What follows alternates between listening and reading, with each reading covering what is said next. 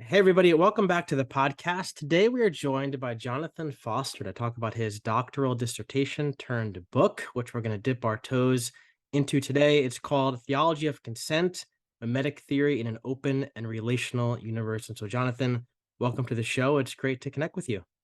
Hey, Glenn, thank you for having me. It's great to connect with you and the listeners or the watchers or however this thing is going to be living on the World Wide Web. But However, it's going to unfold and make its way out there.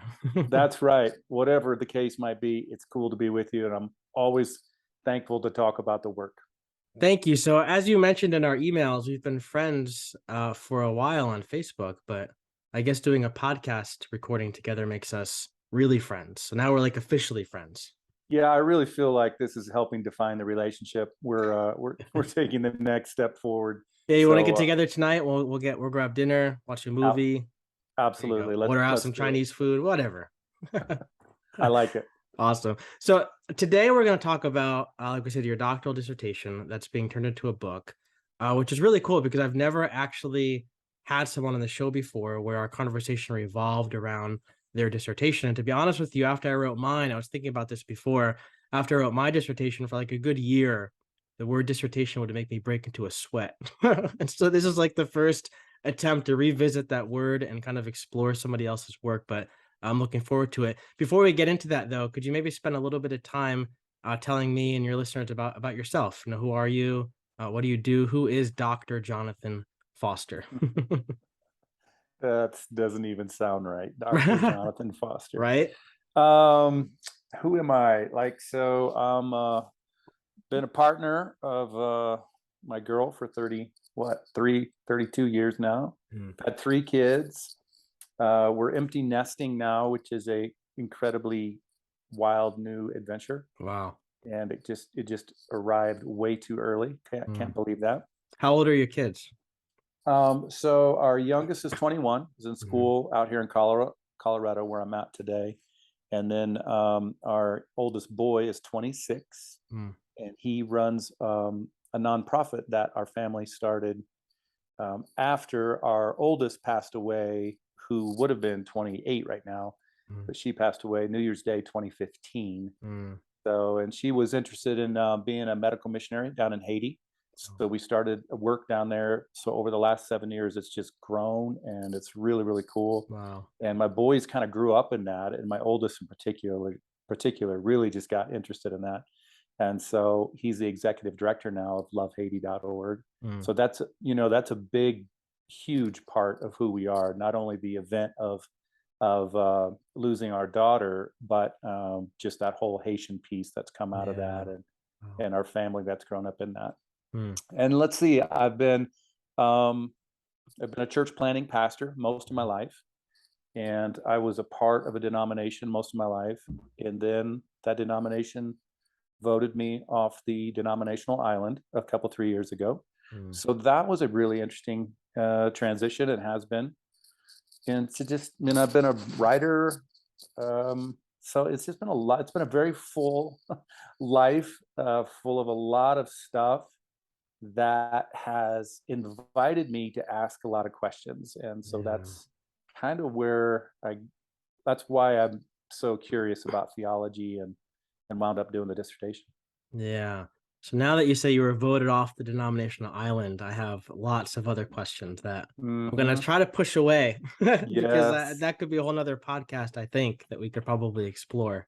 absolutely. It just means we should get together another time and explore it. There you go. We'll take the friendship to the next podcast That's level. right. That's That's it. right. All Yep.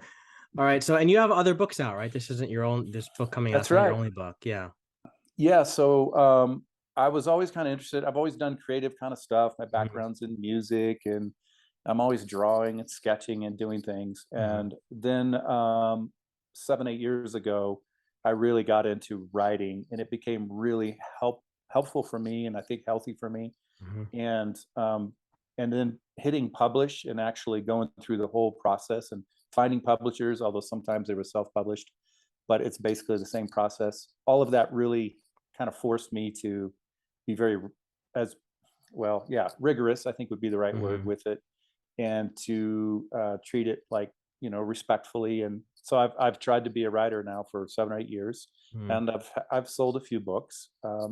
There's a few books that haven't sold so well, but that's the name of the game. That's right. And so the dissertation kind of felt like very similar to the other things, just a little bit more intense, a little bit more involved, but Yeah. it was basically the same idea. Now, did you like edit the dissertation at all for a more public, like a wider audience, or is it pretty much this is what you handed in and this is what's getting printed? Well, I hope I don't scare any listeners or watchers, because I really didn't edit it that much. I'll follow up my question with my own thoughts. So go Okay, good, good. ahead. So when I first started studying with Tom Ord, Dr. Mhm, Thomas J. Ord was my mentor. I told him right up front, what I hope to do long term is to write. Whatever else I do, I'll continue to write. And so this piece, I approached it, like I said, pretty much like one of the other books. And it does get a little more intense. It's probably a mhm, little bit academic for some folks at times, but overwhelming response that I've had has been, yeah, it has some depth, but it's readable in some spots. mhm. So I think that's cool, and I hope people will slow down long enough to read, healthy theology anyhow. So yeah, I didn't really edit it too much for the book form. Yeah, and like I said to you before we hit record, I mean, it's a very readable work because when you first sent it to me, I was like, oh, a dissertation. Because I wrote my own dissertation, which I think was fairly readable, but I read other ones that are like, I don't know what in the world this person talking about. It's like way over my head. So it's like, I don't know what this is going to be, but let's give it a shot. And when I was reading, I was like, oh, this is a very readable thing. So Well, that makes sense that you worked with Tom Ord, that he would kind of allow you to kind of structure it that way. I think that's really good. yeah, I was very thankful for that because it was more meaningful for me in that way. Mhm. Um, and well, and really, what else matters, right? It's more meaningful for me. So there you That's right. That's all that matters at the end of the day. go. All right, so maybe for the dissertation, give us the elevator pitch or the Mhm. high level overview of what this dissertation slash book is about. Like when you had to pitch the topic to Tom as a workable doctoral project, like what was your pitch? What's this about? Why is it important? Well, when I pitched Tom, I had like 3 pages of stuff, just like one idea after the other. And if you know Tom, he's like, one of the more gracious human beings on the planet. Yes. He was like, I think you probably need to pare this down a little bit, This is which, great, but yeah, exactly. I had all kinds of stuff that I wanted to get into, psychodynamics and Hegelian thought and Lacanian thought. And so, and hopefully I will get into those things one day, but it turns out I had some other work to do first. you want to write for the rest of your life, so you got Right. plenty of things I to got write about. I have plenty of topics there, and enough curiosity to keep me going for a long time. So what we pretty quickly landed on, what we both realized was, for me, that Rene Girard's mimetic theory and Girardian thought in general has been incredibly helpful and Mhm, insightful for me as I've, navigated and evolved and grown in my theology and psychology and, well, sociology, anthropology, all that stuff. mhm, So we started talking pretty early on about, hey, what would it be like to take this thought and bring it together with open and relational theology thought? Because well, for one, they were both paradigms are really helpful for me, but number two, as far as we knew and still know, that officially no one has tried to do something like that.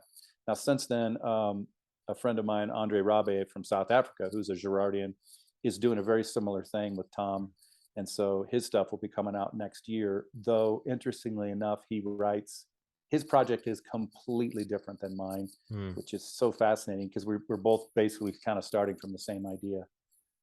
But yeah, we landed on that. Let's bring these two venerable, huge concepts together Mhm. and see what could happen. And really, I mean, there could be 10 books written on all of this. There's so much information. But I just kind of, yeah, I kind of owned it and took this stuff in and tried to reinterpret it as it was happening in my own life Mhm. and as I see it playing out with people. And so that's kind of where we went. And I'll just say one other thing, and Mhm. that is I kept being reintroduced to the concept of consent. Mm. And so that's where the title kept coming back to me, a theology of consent, which I think consent is a really important word in a world today. But it turns out it's an important concept and word for all time. Mm. And that if God is love, which I think is what's going on, the fundamental characteristic of love might be consent. And it still messes with my mind, even though I've been thinking about it for, off and on. Well, no, pretty much on for 3 years now. Right. It's nonstop, right? When you're It's writing pretty it, much nonstop. you You know how dream that about is. it. Yeah. Yeah. I actually literally had a dream just even the other night about it. Yeah. So consent is a really subversive, fascinating, powerful concept. So Yeah. that emerged in something I wanted to pursue. But long answer to your question, how did this Mhm. come about? It's really like Girard is so stinking helpful and insightful, and open and relational theology is too. So what happens when you bring them together? Yeah, that's so good. All right, so I figure we could go to all three of those places. We could start with Okay. maybe mimetic theory. We could go to open relational theology, and the final piece of bringing them together, because those are all the two things like mimetic theory and open relational theology are things that our listeners are kind of familiar with because we've had Tom on the Cool. show before. We've had other people kind of mention those things. But as I always tell Tom, and as I always tell people, I'm not a theologian. I'm not a scholar. I know just enough to be a little dangerous. So I don't know much. So talk to me like I don't know anything because you wouldn't be far off if that's the case. But let's start with mimetic theory. What is this? What does it mean? What does it have to do with God and the Bible and our listeners? Well, first of all, I'm not sure how we define what the criteria for a theologian or scholar is, but I don't feel like I am one either. Well, I you wrote a feel dissertation about this stuff, so we'll call this is and you're a true. doctor. You're a doctor. This is true. So we'll just pretend as if I am one. So yeah, we can talk about mimetic theory. Mhm. I usually give like 4 or 5 different concepts that we'll try to briefly unpack. I mean, Mhm. there's multiple sub points to all of it, but it's I'll just say them real quick, and then maybe we'll go back Sure. and talk about them. But it's desire that leads to imitation, that leads to conflict, that leads to what Girard is most well known for, probably, which is the scapegoating process. Mhm. And then the last piece is ritualization. And sometimes what's overlooked with mimetic theory is, or at least as I've read and interacted with folks, Mhm. is the idea that all of this plays out against a backdrop of humanity where it feels like a common denominator for a lot of us humans is our intense awareness of our own, to use a philosophical word, lack, Mhm. our really strong awareness of the ways that we have fallen short and Mhm. maybe feel guilty or shame or bad about who we are. That seems to be a really important piece to all of this. Mhm. And so you got that kind of idea, and then this idea of desire starts to grow in a Girardian world, which, by the way, is very similar, identical actually, to open relational world. Everything is relational. Mhm. Everything is interconnected. So, my desires don't just, emerge out of nowhere. Mhm. They emerge because I've been interacting with folks. Like I didn't even know I needed like extra colors and stuff on my video until I started watching you this That's morning, it. There right? you go. Now you Or know. a cool graphic in the corner of my, like, I didn't even know I desired that until I see you desire that, which Sure. I'm half kidding, but that's kind of the way this plays Yeah, out. yeah, yeah. That makes You sense. know, our entire marketing industry is built upon Mhm. showing us what our models want. Yeah. And so they don't really tell you what you want. They don't really tell you the kind of soda that you want to drink. Yeah. They tell you the kind of soda that your model wants to drink. And so our I want that desires, new iPhone because I see this person oh, has it. Yeah. totally, And I'll be just 100%. like them if I have it. Yeah. And part of the reason that this kind of works is that, again, I'm aware of my own lack. So I Mhm. see something in you and I'm tricked into thinking, oh, you have, like, this is a non-lacking person here. Right. I Yep. mean, of course, no one wakes up in the morning and says that. Mhm. No one watches the Coca-Cola commercial and says, oh, those are non-lacking subjects I'd like to be like. Right. Right. It's just going on subconsciously, but it's really fascinating. It seems to exacerbate the problem. Yeah. And so the desire leads to an imitation. So I want to be like you. And so I, you know, buy the same stuff that you're purchasing. I act in the same way that you act, or talk in the same way. It could be 100 different things. I might go for the same guy or girl that you're in a romantic relationship with, or I Mhm. might want the degree, or, you know, who knows, maybe somewhere I found out that Glenn, you know, did a dissertation a few years ago. And I'm like, gosh, I got to be like, you know, I want to Mhm. be like Glenn. Oh, I want to be like, by the way, like a perfect example of a mimetic commercial. Speaking of marketing, well, all of them are great examples, but I don't think there's anything better than the old I want to be like Mike commercials. Now I'm dating myself a little bit, but when Michael Jordan got huge, and the Gatorade commercials and the McDonald's commercials, I think it was Gatorade, like be I like think Mike. so. They Yeah. they didn't sell you on, I mean, they would mention it like they thought it was good for you or something. What they sold you on was, no, just drink this stuff, be like Mike. I mean, it Yeah. was this perfect mimetic thing where they were leveraging your desire to want to be like someone you think has it all together. Yeah. So I'm trying to fast forward through this. Desire leads to imitation. Mhm. And for Girard, imitation inevitably leads to conflict.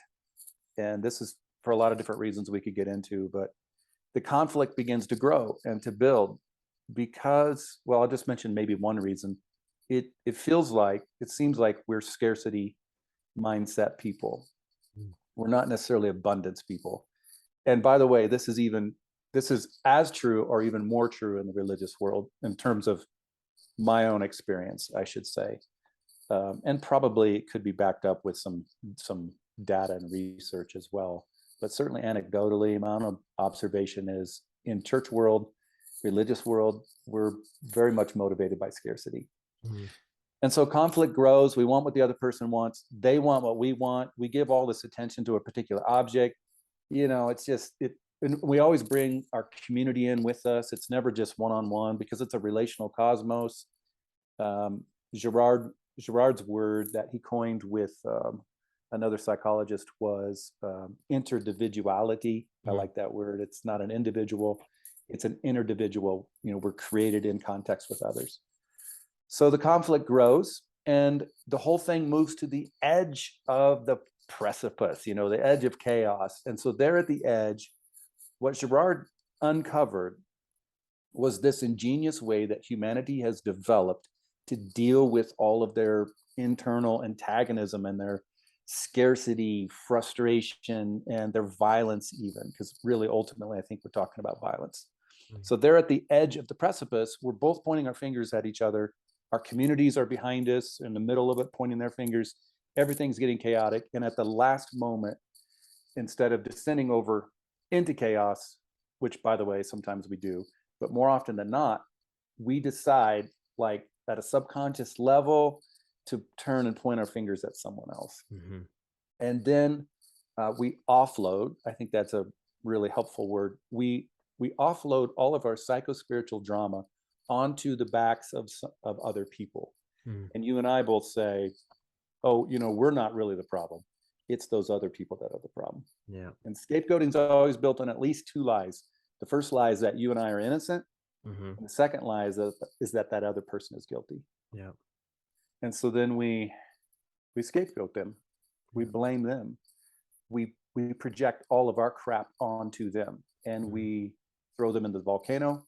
We push them into the gas oven. We lynch them on a tree. We hang them on a cross. The list is endless. Yeah. Um, and in more subtle ways too. Like we don't sit with them at the lunchroom table. We write that passive aggressive tweet or that aggressive tweet. You know, it just goes on and on. And Yeah. so we've now scapegoated all of our stuff. And the last thing I'll say, because I know I've been talking a while here, is part of the reason we do this is it really seems to work. Yeah. And Girard gives tons of different examples of ways this plays out and probably why we did it and how it works. But scapegoating seems to bring a type of peace. It's like it's cathartic, might be a good word for it. The problem is, as we know, the peace never lasts. And Mhm. so when the conflict builds back up again, we repeat the whole process and then we ritualize it And so, according to Girard, religion comes out of this whole thing. Religion becomes a way to maintain and process our violence. Yeah. It's pretty interesting stuff when you look at it that way. So Yeah. Wow. that's the basic run through. I hope I didn't take too long, but there's a whole bunch of other stuff with that. Not at all. What comes to my mind is that I think I've heard the term scapegoating in reference to Girard mimetic theory. I didn't realize all of the back pieces that you shared Yeah. here and also in your writing. But the thing that always struck me about scapegoating is that it feels like I think of my own life when there's even back like in high school and like middle school and stuff like that, whenever there was like this kid that everybody picked on, it always felt good to rally around a common enemy, right? Like it always felt good to have all these friends who don't like this person just like I don't like them. And that makes you feel stronger, right? And when I look at like the story of Jesus, because you mentioned about the cross, and you even look at things like the Holocaust, you look at even like COVID, the blaming of Asian people, and all this kind of stuff. Like it feels good to feel like I have these problems and it's that person's fault.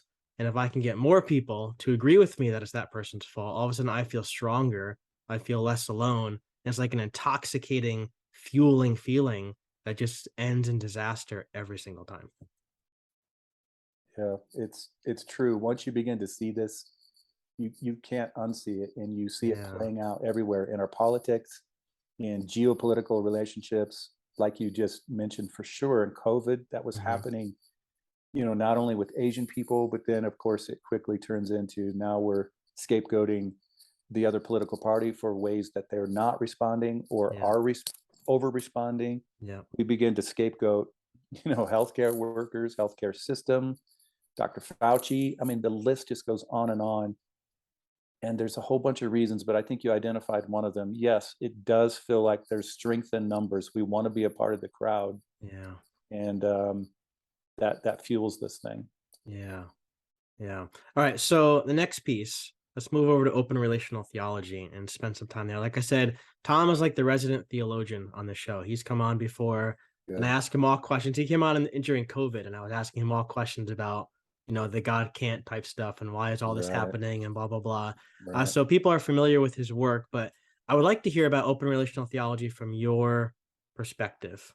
Because again, like I said, I'm not a theologian. I don't not really deep in this stuff. I just have a very general understanding. So if you had to like talk to somebody brand new to this topic about open relational theology, what is it? How does it work?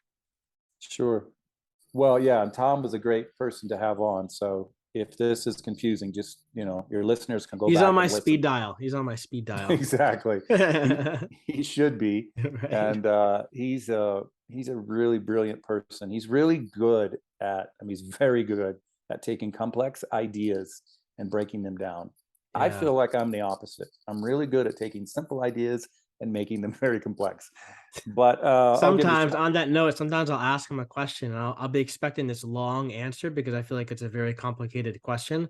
And it's like 30 seconds and he's like waiting for my response. I'm like, I don't even know Oh, what to say. Like I have to process this. It's like it's so concise, but yet so profound. it's so true. And I Yeah. do think one of the things he has going for him is he's been doing this a long time. It's interesting. He and I are roughly the same age. We come from the same denominational background. Mm, A lot of similarities, but I'm jealous of him because see, my desires are being mediated by his desires right. because he's been into process open relational for 20 some years, 20, 30 Mm, years longer. Anyhow, enough about Tom. He right. gets enough Forget him. airtime all over the web. I'm Right. gonna Forget edit him. this part out. Forget. Exactly. You should. You should. Open and relational. So the idea here, I usually start with the relational piece, and Mm, that is this really interesting thing that we've already begun to touch upon, and that is that what we keep learning, certainly scientifically, is that we live in a relational cosmos. Everything is interconnected. We are entangled at incredibly deep levels in mhm, ways that in years past we never could have even imagined. mhm. Essentially, when the scientific revolution began, the age of enlightenment, we really went hard down this kind of dualistic, substance-based idea, like that we could find the building blocks of life and we could break it down in that we began to approach life as if it's mechanistic and a machine. Mhm. And but the more science progressed, the more it realized in various and sundry ways that that's not really the nature of reality. And certainly with quantum mechanics and the theory of relativity and all the stuff that happened about 100 years ago, with the dawn of all that, that kicked us full on into this idea that, oh gosh, no, we are interconnected in ways that we never even imagined. We're Mhm. so interconnected. Really, technically, we're not even sure where, like, I'm not even sure where I end and another person begins. So that's true interpersonally. It's also true in terms of us and the rest of creation and the world. Mhm. I'm looking out at the beautiful trees outside my window right now. Those trees are breathing. They're giving off oxygen. I'm breathing and giving carbon dioxide back to them. It's Yeah. this symbiotic relationship that's going on all around us. Mm. It's true at the microscopic level. It seems to be true at the macroscopic level. And so open and relational theology really wants to highlight this idea that everything is relational. And the thing that is kind of peculiar about ORT, maybe more than, because a lot of people I think kind of intuitively are getting this, and or I've heard this enough. They're like, yeah, we live in a relational cosmos. But what ORT does is it says, no, this is even true of the divine. Mm. So God herself is in relationship with us in ways that the theistic traditional world doesn't like to admit and want to admit. And I think it causes us a lot of problems because of it. Mhm. And so then that introduces the open piece, because if God is truly in relationship with us, which by the way is the only kind of God I'm really interested in, I'm really not interested in the God's not in a relationship. You don't want the Like, dictator God? It's just I'm just, pulling the yeah, strings. I kind of don't. Yeah. Yeah, I kind of, yeah. For some reason, I don't even like controlling people. So Right. I don't know why I want a controlling God. Um, well, I do know why in days past where I wanted that or I felt comfortable with that. I recognize why some people like it. It Sure. does at some level give you a sense of, oh, like someone is in control here, because if God's not, if it's up to me, which is essentially what open relational theology says, it's not necessarily up to me specifically, it's up to me and my relationship with God and my relationship with others. Mhm. Well, that puts a lot of responsibility on my Yeah. choices and those kinds Yeah. of things. So I get why certain people don't want to go there, because it's a Mhm. bit scary.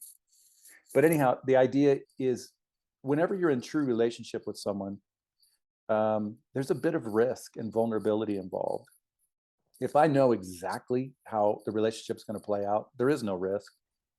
And if I'm just pulling levers and pushing buttons and making things happen that I already know are going to happen, I mean, it's really not, I don't even think you can call it a relationship. Yeah. It's just this top down kind of hierarchical, I'm stronger than this other person and I'm going to make it all happen kind of a thing. And I don't think that's what's going on with God. I don't think it's a scientific way to look at it. I don't think it's a biblical way to look at it.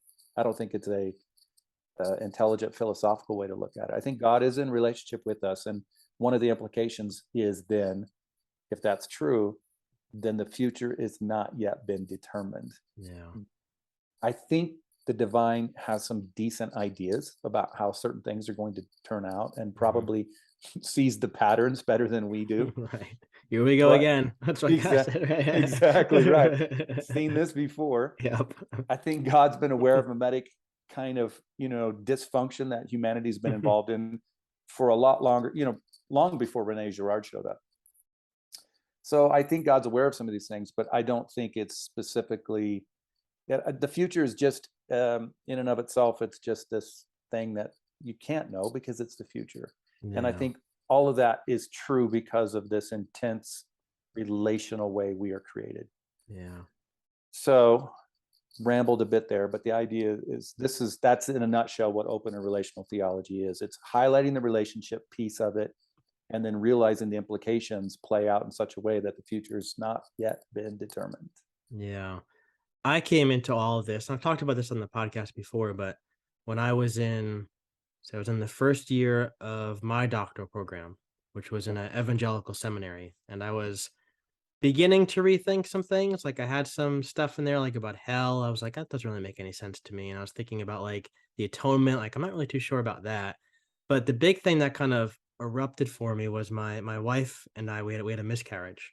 Mm, And I remember I've told Tom this before that we were in the emergency room and the doctor, they did all their tests and stuff, and place was packed, and they rolled us out into the hallway because they didn't have any rooms and stuff. And so we're out in the hallway, there's all these people out there. And the doctor just came by very nonchalantly and very coldly and just said that, the the fetus is gone, he said. And our hearts just broke because we wanted sure. we wanted nothing more than to have this baby. And they get this news in that kind of cold environment, in that cold way, like we just broke down. And I Yeah. remember I went out to get the car to pull it up so I can get my wife, and I remember going out to the car, like, yelling at God, like, "I can't believe this. You're supposed to be in control. Like, what did I do?" And, like, everything just started to fall apart because I was like, "How in the world can I check all the boxes? How in the world can I hit all the right buttons on the vending machine?" Like, I went to Bible college. I went and got my MDiv. I'm in a doctoral program. I've pastored a church. I've planted a church. I'm doing all these things, God, all for you and your kingdom. And you just let me down like this. And like, how dare you? And it just all these questions erupted. And then I started to think about other things like, well, like, what about people who get raped? Like, what about children who are getting raped? Like, if God is present everywhere and God is able to control everything, how does God sit at the end of a bed and allow that to happen to somebody and not do anything about it when he has the power to stop it? Like, all these questions were like erupting. I didn't know what to do with them. And in that evangelical seminary, it's not a safe place to ask those questions, because the answer you get, and the answer we got from, church people when it came to our miscarriage was, well, you'll get to see that baby in heaven one day, and there's a purpose. God needed an angel and like all these different things. I'm like, that's just a crappy answer. It doesn't do anything and it's not true. And so then I came across Tom's work and I was like, oh, like, this is very interesting because I never thought of that before. Because I was ready to just ditch God altogether. Like, I'm gonna blow you off because this is ridiculous.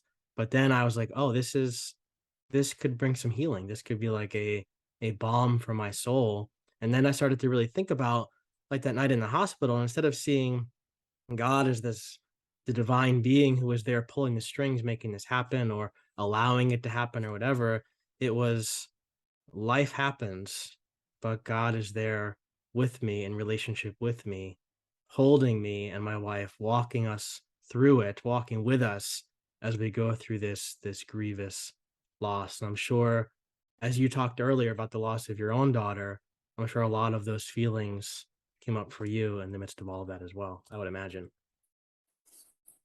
Yeah, well, thank you for sharing that. I Yeah, think a lot of people can relate to that. Maybe not the specific miscarriage, although obviously a lot of people can. sure.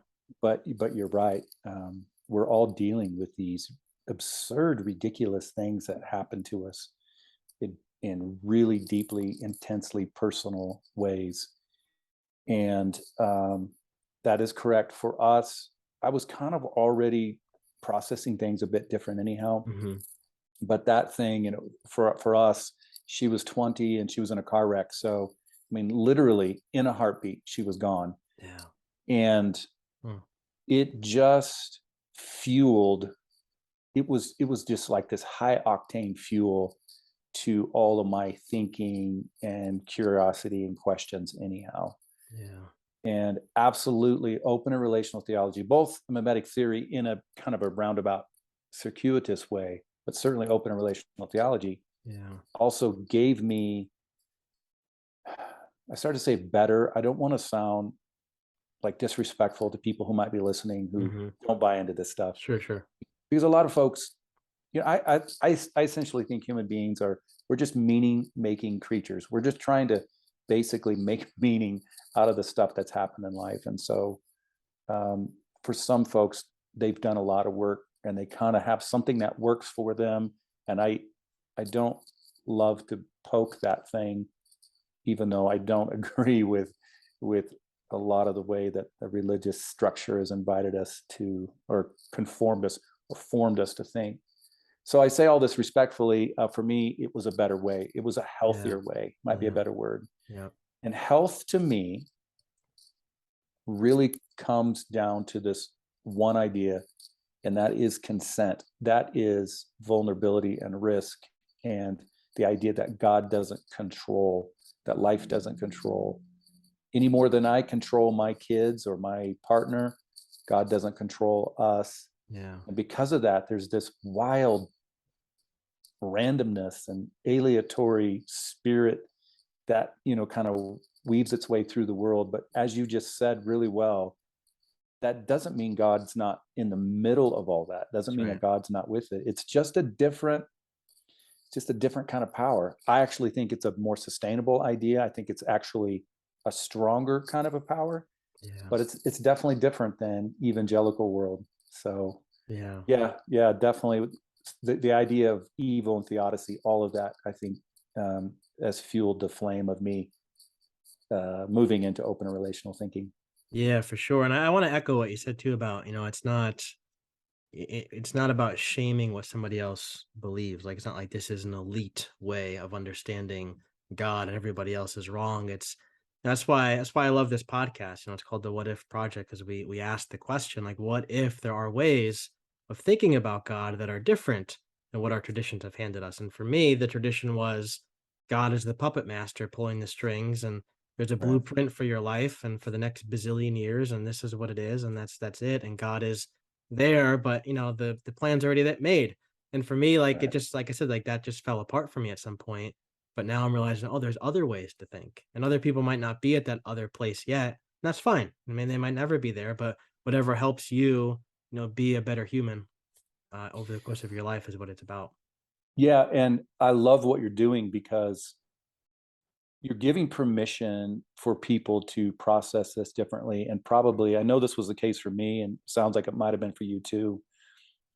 I just wasn't given that permission. I mean, every once in a while, in strange kind of out of the way places, I was given that permission. But by and large, the system doesn't really didn't really want me to think differently. And of course, Yeah. once I started to think differently, it that proved to be accurate because they just spewed me out of that whole thing. So I think a part of what you're doing is you're expanding that narrative and that conversation. You're giving people permission, and the idea that, wow, there might be a healthier way to process life and love and God and relationships. That's right. Thank God there is, because if all we have is what we've had in the past, well, all we're going to get is the same kind of problems we've had. That's right. But I think there's a better way. That's So right. the encouragement is for people just to take a breath and try to dive into some of it. Yeah. And as I'm sure we'll talk about in another episode together, I was not given that permission. So this Mm, podcast is my act of rebellion, I guess you can say, to nice. take the permission for myself and give it to others as I well. love it. But the last piece of your work that I want to talk about is kind of bringing these two worlds together. So we talked about mimetic theory, talked about open relational theology, and the last piece is kind of marrying these two together, so to speak. So what does that mean? Like, what does it look like to bring these two things together? Why is that important? And what does that do for us? Yeah, there's 100 different ways to answer Yes. this. As every one of So, my questions just seem to have 100 different ways to go. well, it's my fault because I dove into all of this. Yeah, there's some really interesting common denominators between Girardian thinking and open relational theology. Now, to be clear, people may know this already, but to be clear, Girard was not an open and relational theologian. Mm, Um, there is evidence somewhere that he did interact with some of Alfred North Whitehead's writing, and Whitehead, of course, was the progenitor of process theology, out of which open and relational really comes.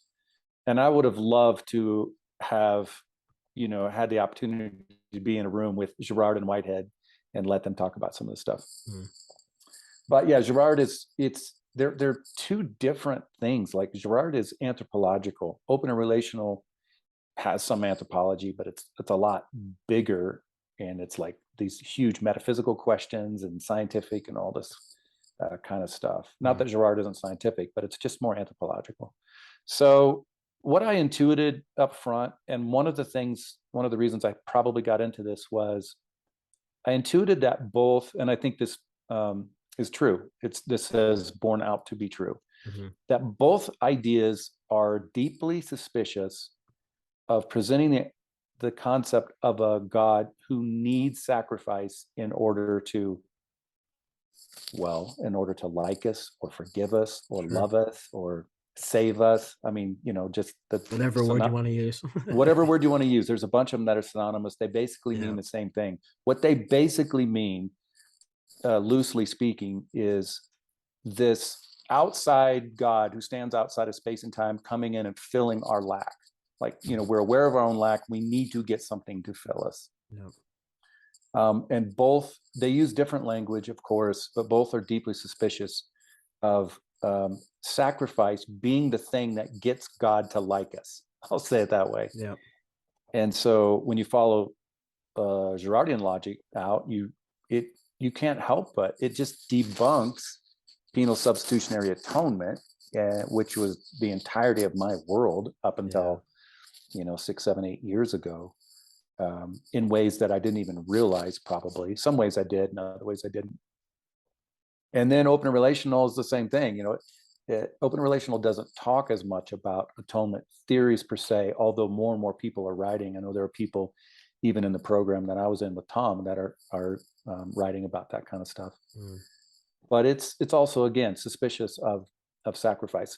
So one thing I would say, why is this important?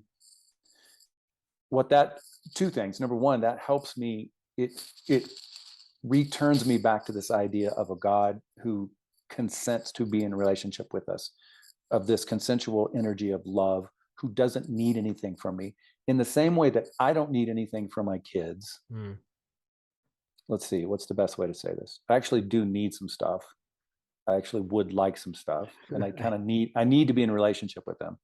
But I don't need them to do anything. I don't need them to behave in a particular way for me to love them. Maybe that's a better way to say it. Yeah. My love, and if you're a parent, you can relate to this. The love it's unconditional. I can't even help it. I will never forget when our daughter was born, our oldest, how quickly I fell in love and how quickly I identified this. Like, one of my first thoughts was, oh, I didn't realize how vulnerable I was. Yeah. This scrawny little naked thing, like, it just broke my heart. What are these emotions? Where is this coming from? Right. What the expletive is this thing? Like, I almost felt like I heard something break inside of me. So there's something about love. It's so, it's unconditional. And if that's the way an average parent feels, which I feel like I'm an average parent, how much more so, our loving divine parent. Yeah. So the first thing I would say is, why is this important, is because it just reinforces this idea that love is conditional. Yeah. The second thing is, and we could probably talk a lot about this, I'll try to summarize quickly. But it's also, it sent me down this path because, as we all know, there are good things about sacrifice. There is a type of altruistic sacrifice, self-donative sacrifice, that we all know is really important. So I wound up doing a little bit of work with this and trying to get my head around. I landed on this idea of, in English grammar, there are things called reflexive and non-reflexive verbs. So basically, a non-reflexive verb is when the subject is forced to enter into the thing of being verb, and a reflexive verb is when the subject enters into it of its own volition. Again, consent. And I write in the book somewhere, this is the difference between being verbed and verbing. And basically, no one likes to be verbed, which is what the religious systems, they do. They try to verb everyone. Everybody at some level realizes, once you begin to talk about that they want the choice to enter into the thing. And so it gave me a helpful way to think about sacrifice. And so when I say sacrifice now, in my brain, though I don't always get the chance to unpack it, I automatically go to either reflexive or non-reflexive. And it's been a really helpful, again, I think, healthy way to view this. And of course, Jesus becomes this awesome example of reflexive sacrifice. Jesus doesn't do the stuff that he does because, at least I don't get the sense that he does this stuff because God is making him or anyone's making him. I feel like it's like in this really interesting relational way he's interacting with life, Yeah. and ultimately he reflexively chooses to lay down his life, and so that becomes our model for us. Yeah. So there's 100 different other Mm. things I could say, but I'll kind of land there now. That all that stuff I think has deep implications for our world, and I hope that our world can wrestle with it. Yeah. It's funny you mentioned, the birth of your child, because again, for me, same hospital that we had the miscarriage in, but now forward like two, however many years later, our daughter's born. And my wife had a C-section, and she was like out cold because she couldn't stand the pain anymore. And uh our daughter had to go to the NICU. And so I remember they were like, everybody's moving super fast and I don't know Yeah. what's going on. I have Right. all these emotions because I just saw my Right. daughter. I don't know what's going on. And they're like, we have to go to the NICU. I'm like, what's the matter? And they're like, follow us. I'm like, oh, my wife's there. I don't know what to do. I'm like torn in a million pieces. So I follow them down the hallway, and we finally get into the room. They put her in this tank. They clean her up. And they say that you can stick your hand in the tank and you can touch her. I'm like, okay. So they leave me in there. So it's just me and this little tiny baby. And I put my hand in there, and she grabbed my finger. And I'll never forget, like Wow. you talked about those like emotions breaking. And I had another faith crisis in that moment because I thought to myself, how in the world could this child be evil? Right? Because Yeah. we're taught about original sin, and we're Right. taught about like this child now needs to grow up to do A, B, and C in order to be accepted by God. And I'm thinking to myself, but I don't think that way about my daughter. So how in the world could God, who is apparently love, think that way about all of us? Like this doesn't make any sense to me. So then we get home, and it's like a couple weeks later, we had like this one of those children's Bibles. So I was reading for the Bible stories at night, and one of the ones was about the cross, and it was written in like child language, but the general idea was that God is upset, about people's wrongdoings, and so basically somebody had to pay for that, and Jesus was, I'll take the punishment, kind of thing. I closed the book. I said to my wife, I can't read this anymore. We have to figure out. I've got like 100 degrees, but we have to figure out what in the world we're going to do with our faith, because this does not make any sense. So that piece that you said before about, that love is not conditional, I think is such a Yeah. huge thing, that these two worlds that you so beautifully described come together and give us this gift of understanding that the love of God is not conditioned. It's not conditional on anything that we do or we say. It just is. Yeah. If it's a conditional, then it's not love. Yeah. Yeah. And that's That's how a right. lot of us were raised, but with well-intentioned people, by the way, Sure. people Absolutely. who aren't necessarily malevolent, but the way this thing has been packaged and repackaged and Yep. compressed and given to us now it's just messed up. It's not right. Yeah. A conditional love is not love. And then they get to describe the conditions. So That's I right. totally agree. Parenting will mess you up. I think basically what the listener takes from this conversation is, I need to go have a kid. That's right. Your whole Everybody go out and theology have a will explode when you have a kid. exactly. Everything will get messier and better all at the same time. That's right, exactly. Well, hey, Jonathan, we're just about out of time, but this was a lot of fun. Thank you for That was taking the fun. time to join me and share your work with us. I appreciate it. Absolutely, man. It was a lot of fun. I love talking about these things. We could go on forever. So maybe we can do it again sometime. Thanks for having me on. For sure. And before you go, where can people find you online to interact with you and your work and Yeah. all the things? Probably the easiest way is jonathanfosteronline.com. Okay, And then you can find out, I do a little podcasting myself, and you can find out about the books there. cool. You can always go to Amazon and search for me. But yeah, just the website would be the easiest. Awesome. I'll put the links in the show notes and we'll do it again. Cool, man. I All right. appreciate it. Thank you. Take care.